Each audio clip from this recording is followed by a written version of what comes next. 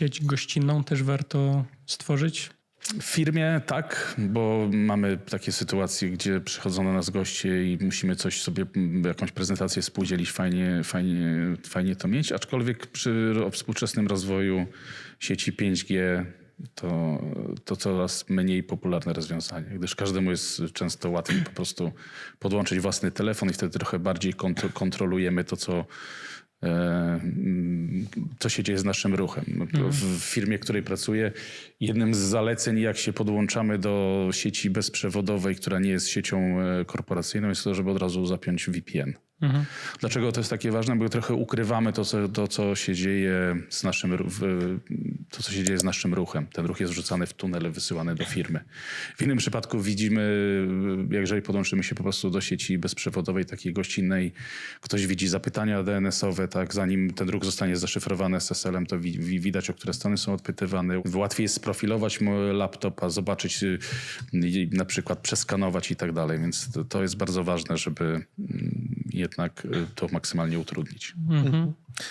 O czym jeszcze warto by firma pamiętała w kontekście zabezpieczenia? Czy w ogóle pomysł z dzieleniem obszarów firmy, czyli tak często popularnym terminem segmentacja sieci, to jest bardzo dobry pomysł, tak? Czyli rozwiązanie, w którym mamy wszystko w jednej sieci i te ważne serwery i ważne źródła informacji i serwery aplikacyjne i jednocześnie użytkowników, to jest jeden z najgorszych pomysłów, tak? Wtedy jest bardzo ciężko kontrolować wymianę tego ruchu pomiędzy.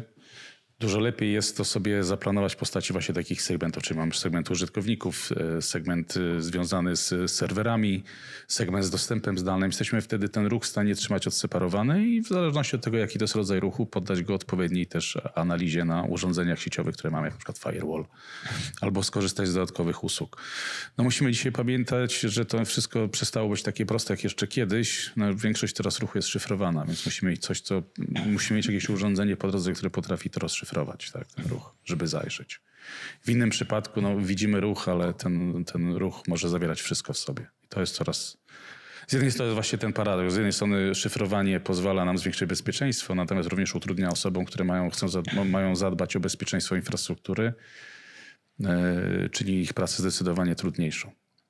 To podpytam jeszcze o pracę, ale tą zdalną. Czy pracując w domu, korzystając ze swojej sieci prywatnej, domowej, możemy na spokojnie też jakby pracować na danych takich służbowych? Jak najbardziej. Oczywiście to wymaga dodatkowego zabezpieczenia jakby po stronie już samego komputera. To, o czym wspominam, na przykład ten słynny VPN, tak, zapięcie za pomocą VPN-a też pozwala odseparować ruch.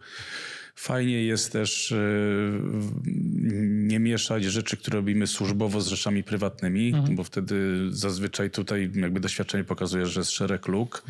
No bo mamy komputer służbowy, mamy jakieś dane prywatne, chcemy coś przenieść z środowiska służbowego do prywatnego, czasami nie mamy.